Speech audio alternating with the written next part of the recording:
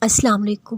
عزت اور ذلت کے فیصلے بندوں کے ہاتھ میں رکھے جاتے، کوئی شک نہیں کہ انسان رسوا کر دیا جاتا۔ یہ تو اللہ کے معاملات ہیں، جو کہ اللہ رب العزت ہے تو وہ جس کو چاہے آسمان کی بلندیوں پر پہنچا دے، جسے چاہے زمین پہ لا کر پٹک دے۔ لیکن اللہ بڑا ہی مہربان بردبار ہے، جو اپنے بندے کا ساتھ کسی حال میں نہیں چھوڑتا۔ جب عزت اور ذلت کا مالک اللہ ہے تو کیا فرق پڑتا ہے کوئی کیا سوچتا ہے، کیا ہوا، اداس ہو، پریشان ہو، الجھنوں میں ہو، زندگی تنگ لگنے لگی ہے، اپنے آپ سے تنگ ہو، لیکن ہمت رکھو، آپ اکیلے نہیں ہو، ایک طاقت آپ کے ساتھ ہے۔ غم نہ کرو، اللہ ہمارے ساتھ ہے۔ تمہاری زندگی جب اللہ کے راستے پر چل پڑے تو جان لو تمہارے رب نے تمہیں چن لیا ہے۔ صبر دعائیں مقدر تک کو ہرا دیتی ہیں۔ معجزے ان کے لیے ہوتے ہیں جو صبر کرتے ہیں۔ بے شک اللہ صبر کرنے والوں کے ساتھ ہے۔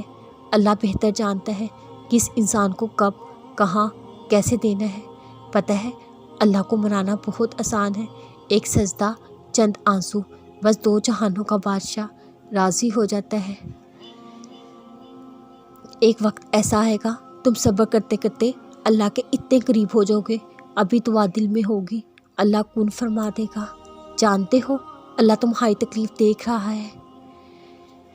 ہم اللہ تعالیٰ کی جس حد کو توڑتے ہیں انہی کے ذریعے ہم پر مصیبتیں آتی ہیں، لیکن ہم اپنی غلطی گناہ تسلیم نہیں کرتے بلکہ صفائیاں دیتے ہیں خود کو صحیح ثابت کرنے کی۔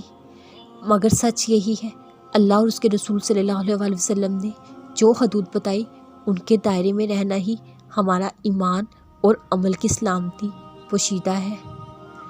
مشکل وقت تلخ ضرور ہوتا ہے، گزرتا بھی دیر سے، لیکن یہ وقت گزرنے کے بعد آپ کی شخصیت نکھر کر سامنے آ جاتی ہے، پھر آپ ہر قسم کے حالات سے لڑتے ہیں۔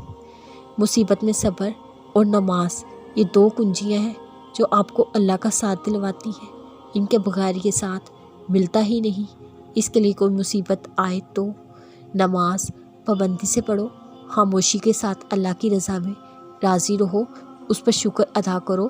اللہ سے اچھی امید رکھنا صحیح معنی صبر ہے۔ تم خوش ہو یا تکلیف میں، سب سے پہلے اپنی بات اللہ کو بتایا کرو۔ پیارے اللہ ہمارے ہر دل کو اس چیز سے دور کرتے جو ہمارے نصیب کا حصہ نہیں، اپنی رضا پہ راضی رہنے کی توفیق عطا فرما۔ تم جتنے زیادہ سکون ہوگے اتنا ہی زیادہ سکون سکو گے۔